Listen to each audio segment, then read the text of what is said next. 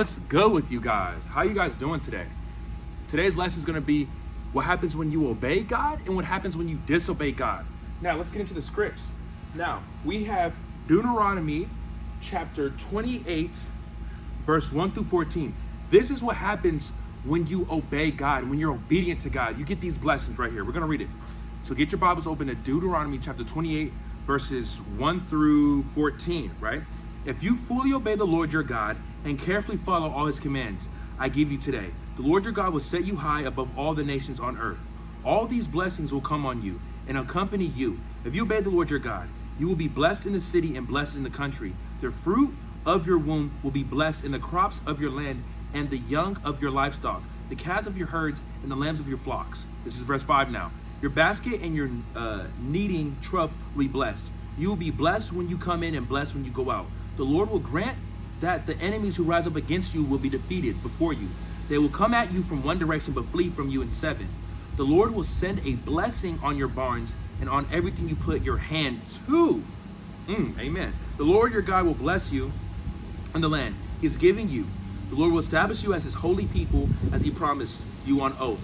If you keep the commands of the Lord your God and walk in obedience to him, then all the peoples on earth will see that you are called by the name of the Lord, and they will fear you. The Lord will grant you abundant prosperity in the fruit of your womb, the young of your livestock, and the crops of your ground, and the land he swore to your ancestors to give you. The Lord will open the heavens, the storehouse of his bounty, to send rain on your land in seasons, and to bless all the works of your hands. Hold on, we're gonna let it go by. Okay.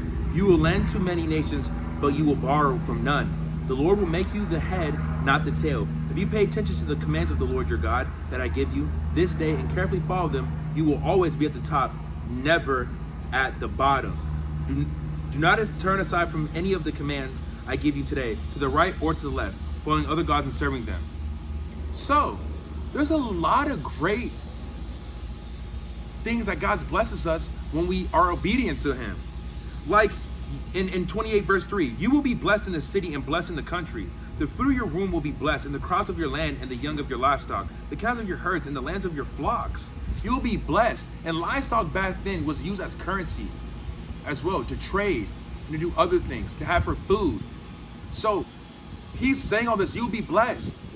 And sometimes, I feel like even sometimes with me, we like to, as humans, think God doesn't want to bless us. Even with walking with Christ, sometimes you feel like, man, like, why does, you know what I'm saying? Like, the enemy will put that spirit in your ear or try to talk you out, like, oh yeah, God doesn't want you to be blessed. Like, and sometimes you will see the wicked prosper, and you feel like, man, God, I'm walking with you, but all these wicked people are doing all these sinful stuff, are profiting and prospering in this world, right? But the devil got them right where he wants them. He got right where he wants them, like right where he wants them. Because if you are willing to not take God's blessing, obey God, and not be obedient to God, and take what the devil has, just what you want, and what you want all the time never satisfies you all the time. It doesn't, because when you get it, you want more. And you trade your necessarily because your soul's always owned by God, but like you trade, you turn to the devil and you don't ever come to God, and you just live in sin and die in sin and go to eternal hell, all just because you want to do what you want to do, just because you wanted the blessings quick and you want it your way. But with God, he's going to give you all of that, but the right way. He's going to give you blessings, and you get to still go to heaven. It might not be on your time. It might not be the way you want it. You might have to go through some treacherous, some trials and tribulations, but it's on his timing, and it's his word, and he never changes his word. And this is the Old Testament. He stays the same in the Old Testament and the New Testament. So we just got to remember, as people walking with Christ, that God is going to bless us. And we just have to continue to be obedient to him and obey him and do as he says. And he will not forsake us or be like, oh, like some people, like they be like, oh yeah, I'm gonna get you this, and then don't get it for you, right? He's not gonna do that to you. He is God. He will never change. So we just got to remember, he is God. God is not a person who, yes, it's Jesus Christ, but he is not going to forsake you. He's not going to switch up. He can't switch up. That's not his nature. He won't switch up. So that's the blessings for obedience from God, when you obey God.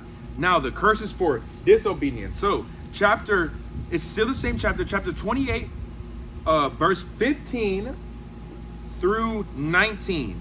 However, if you do not obey the Lord your God and do not carefully follow all his commands and decrees I'm giving you today, all these curses will come on you and overtake you.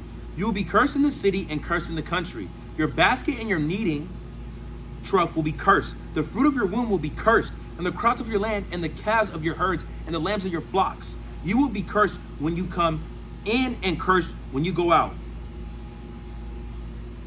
And there's more to come down. That's just a gist of it, but there's more to read. You know what?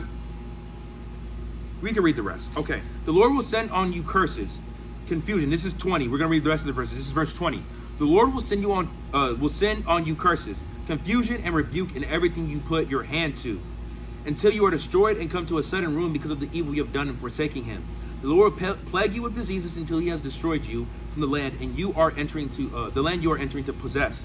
The Lord will strike you with wasting disease, with fever and inflammation, with scorching heat and drought, with blight and mildew, which will plague you until you perish. The sky over your head will be bronze, the ground beneath you iron. The Lord will turn the rain of your country into dust and powder.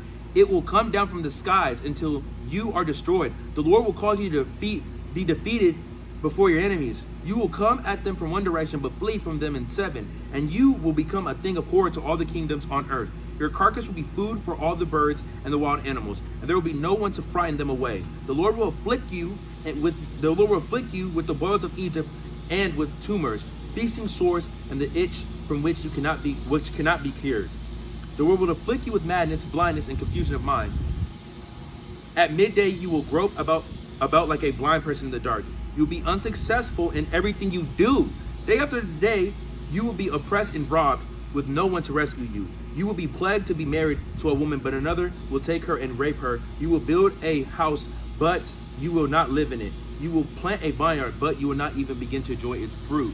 And there's more and more that can go on. So yes, you guys hear that when you disobey God and forsake God? You hear that, right? And you just want to be obedient to God. That's it. You want to be obedient to God. You don't want to worship other gods and be disobedient. Never. Because you will suffer for your consequences. Straight up. You do not want to disobey God and forsake God and go worship other gods. Because stuff will start to happen. Stuff will definitely start to happen.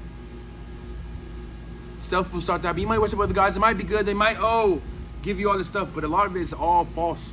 It's all false because it is all false. This is only God.